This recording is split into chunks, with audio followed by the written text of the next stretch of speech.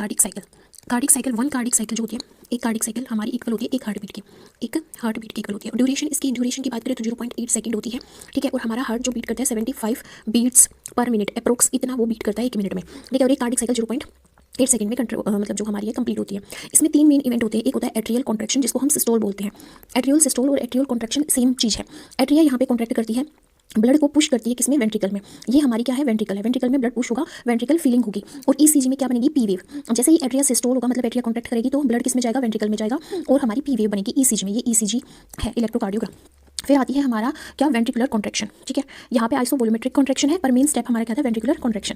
Ventricular contraction जिसको हम ventricular systole बोलेंगे 0.3 सेकंड का होता है। और ये जो हमारे एट्रियल कॉन्ट्रैक्शन होता है 0.1 सेकंड का होता है, ठीक है। वेंट्रिकुलर कॉन्ट्रैक्शन जिसको हम वेंट्रिकुलर सिस्टोल भी बोलते हैं, इसमें 2 फेज होती है। पहली फेज होती है आइसोवोल्यूमेट्रिक कॉन्ट्रैक्शन, दूसरी होती है वेंट्रिकुलर इजेक्शन।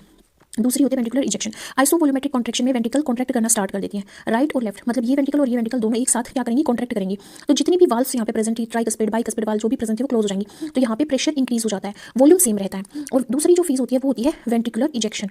वेंट्रिकुलर इजेक्शन होती है, इसमें सेमिलुनर वाल्व जो है वो ओपन हो जाती है, तो ब्लड हमारा पल्मोनरी आर्टरी में जाएगा या फिर अयोटा में जाएगा। ये अयोटा होती है, ये पल्मोनरी आर्टरी होती है, ठीक है। तो यहाँ पे क्या बनेगा, क्यूआरएस कॉम्प्लेक्स बनेगा। क्यूआरएस कॉम्प्लेक्स बनेगा ईसीजी में जब हमारा क्या होगा, ये वाला स्टेप आएगा, ठीक है। फिर आता है वेंट्रिकुलर इजेक्शन की हम बात कर चुके हैं कि ब्लड या तो पल्मोनरी आर्टरी में जाएगा या अयोटा में जाएगा। फिर आता है हमारा यहाँ पे वेंट्रिकुलर डायस्टोल। वेंट्रिकुलर डायस्टोल आता है, उससे पहले वेंट्रिकुलर डायस्टोल आता है थर्ड स्टेप। वेंट्रिकुलर डायस्टोल जिसको हम वेंट्रिकुलर रिलैक्सेशन भी बोलते हैं, 0.4 सेकंड का होता है, ठीक है। इसमें 2 फेज आती है। पहली फेज होती है आइसोवोल्यूमेट्रिक रिलैक्सेशन, है ना, रिलैक्सेशन, जिसमें वेंट्रिकल्स जो होती है, ये वेंट्रिकल्स हैं, ये रिलैक्स हो जाती है और जितनी भी वॉल्स होती हैं वो सारी क्लोज हो जाती है। प्रेशर एकदम से डिक्रीज हो जाता है। प्रेशर क्या हो जाता है, डिक्रीज हो जाता है। तो एकदम से क्या होती है, ब्लड देखो अंदर की तरफ आ रहा है, अंदर की तरफ आ रहा है, मतलब यहाँ पे एवी वॉल्व जो है वो ओपन हो जाएगी और वेंट्रिकल फिल होगी। एट्रिया से ब्लड यहाँ पे वेंट्रिकल में आएगा और क्या बनेगी, ईसीजी में टी वॉल्व बनेगी, सॉरी टी वेव बनेगी, ठीक है। क्या बनेगी, टी वेव बनेगी, ठीक है। और टी वेव बनेगी तो यहाँ पे सबसे पहले तो आइसोमेट्रिक रिलैक्सेशन होता है, जब वेंट्रिकल रिलैक्स करती है सारी वॉल्व क्लोज हो जाती है, प्रेशर गिर जाता है। फिर वेंट्रिकुलर फीलिंग होती है, अयोटा से ब्लड हमारा किस में आता है, वेंट्रिकल में आता है, जब एवी वॉल्व ओपन होती है और हमारी टी वेव बनती है। तो क्विक रिमेंबर क्या करते हैं, पहले हमारी एट्रिया कॉन्ट्रैक्ट करती है,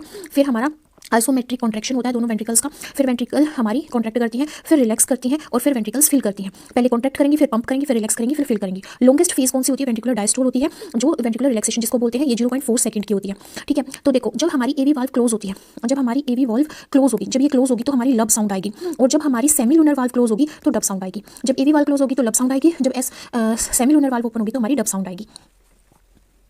stroke volume and cardiac output की बात करें तो जो स्ट्रोक वॉल्यूम होता है एसवी वो 70 ml होता है, और जो एंड डायस्टोलिक वॉल्यूम होता है ईडीवी एंड डायस्टोलिक वॉल्यूम, ये हमारा अप्रोक्स 120 ml होता है, और एंड सिस्टोलिक वॉल्यूम जो होता है वो 50 ml होता है, ठीक है। तो जो हमारा एसवी है वो कैसे निकालेंगे, स्ट्रोक वॉल्यूम कैसे निकालेंगे, and diastolic volume minus and systolic volume. Diastolic volume में से सिस्टोलिक वॉल्यूम को माइनस कर देंगे।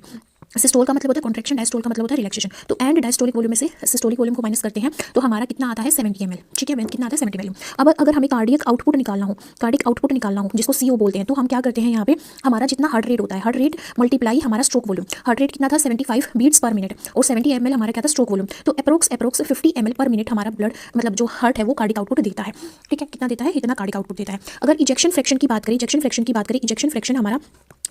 बात करें तो stroke volume divided by and diastolic volume multiply 100। Stroke volume हमारा कितना है, स्ट्रोक वॉल्यूम हमारा 70 है, एंड डायस्टोलिक वॉल्यूम हमारा कितना है, 120 मल्टीप्लाई 100। तो नॉर्मल इजेक्शन फ्रैक्शन हमारा 60 to 65% होता है। अगर लो इजेक्शन फ्रैक्शन होगा तो हमारा हार्ट फेलियर है ना, ये हमारे हार्ट फेलियर को इंडिकेट करता है।